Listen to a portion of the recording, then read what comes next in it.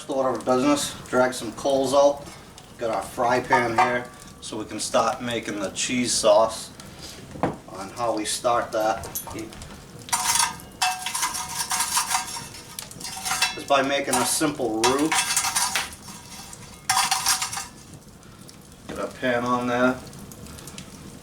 We'll add our butter, which is a little less than a half a stick of butter.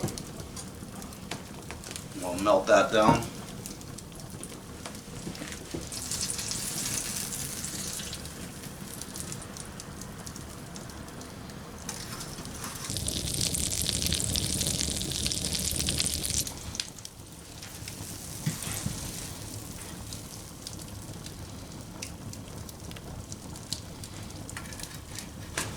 So I have about a tablespoon and a half, maybe 2 tablespoons of flour we'll add to that.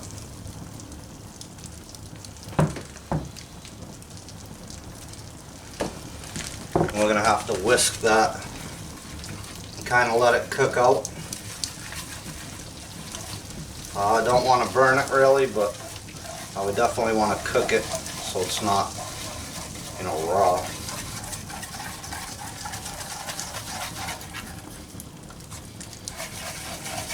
That then, we're going to add our ale,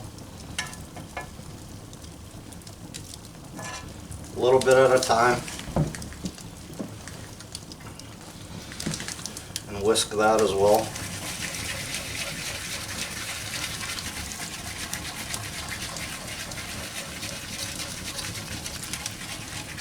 Then to that we'll add most of our cheese, but not all of it. We want to save some of that for the end.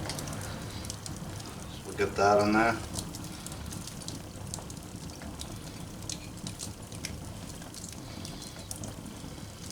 Save about that much.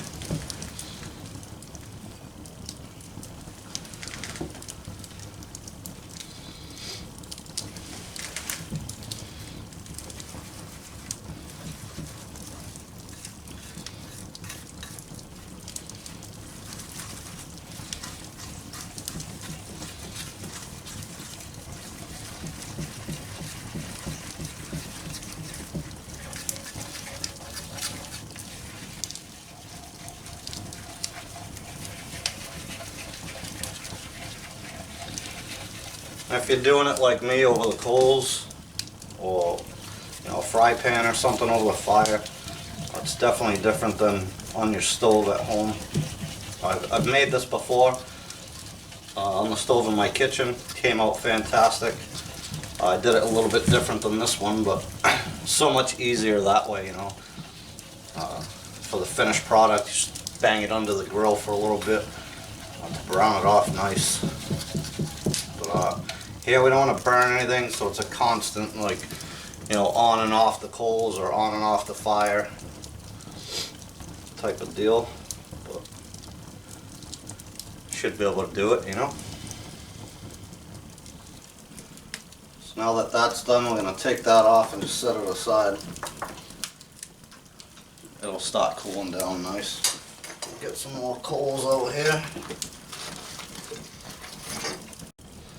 We'll get the bake kettle on. Don't really want that flame there.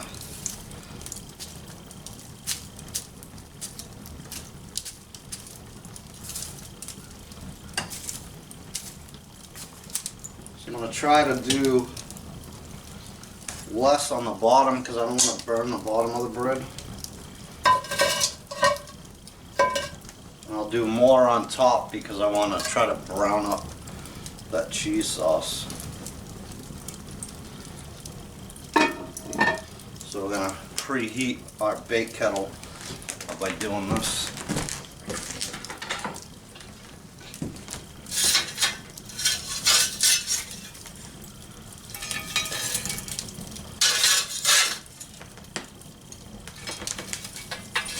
Not that I need to do this because I'm not baking a bread or anything, but we'll get it up to temp and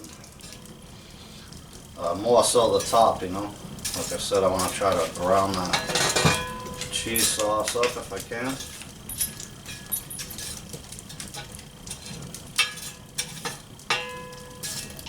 give that a few minutes. So that should be heating up nicely. We have some more coals on the other side if we need them for the top. Our cheese spread has thickened quite a bit. It's cooled down some. I think enough so we can get it on our bread.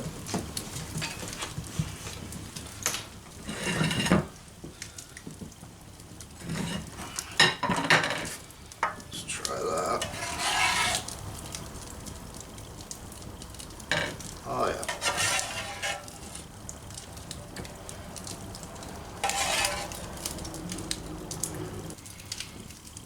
Spread it on there good, you know, to the edges and whatnot.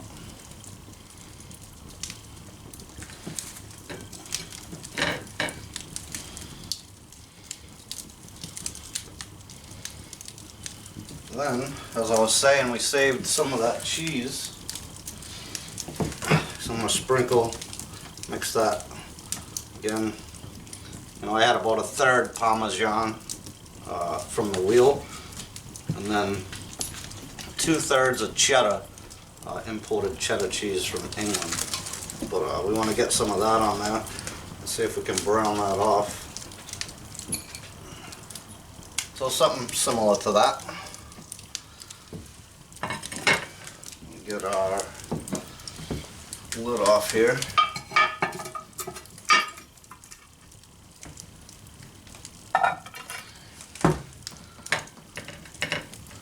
Drop our bread in.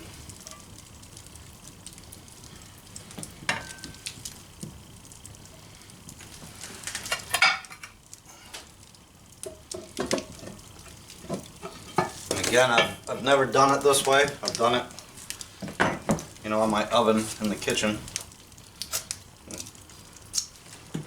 It's tasty. So I'm not sure how it's going to cook this way. I'm just going to have to keep checking it, honestly. So.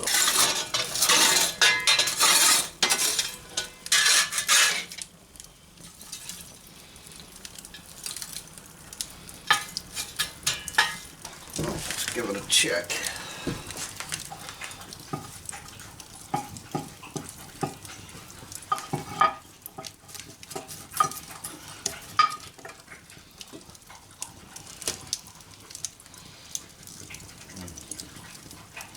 Not really browned on the top, but it's definitely looking good. And I might just take it off because I don't want to burn the bottom. So I think I'm going to do that. So, a Welsh Rabbit, modern times called a Welsh Rabbit, over in the UK. And just to finish this off, take our knife.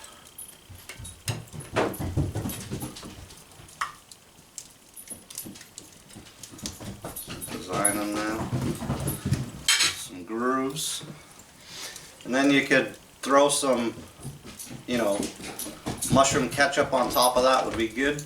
I'm not going to fool you or try to lie to you and say that I have some, because I don't. But the next best thing, some Lee & Perrins Worcester sauce. So we'll just put some of that over the top there.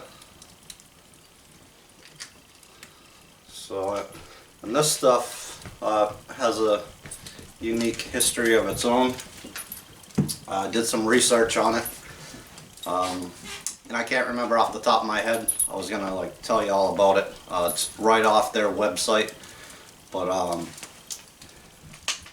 this was shipped over to the United States, bottled commercially in the early 1800s. And by 1839, it was being shipped over to a businessman in New York. And to date, this is the oldest commercially bottled condiment imported to the U.S. So, a little fun fact. And I love it, so enough jib-jabbing. Let's give this a go. What do you think, Nanook? You want some too?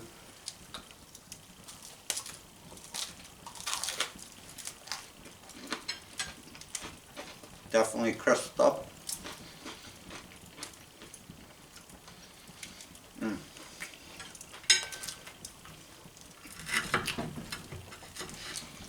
That's pretty good. And again, I've made this before. Yeah, don't worry, I might give you a bite.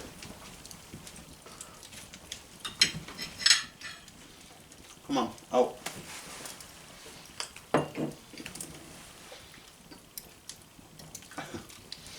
I've made this before in the oven. Into that roux, as I was, mixing it over the coals, you can add mustard to that.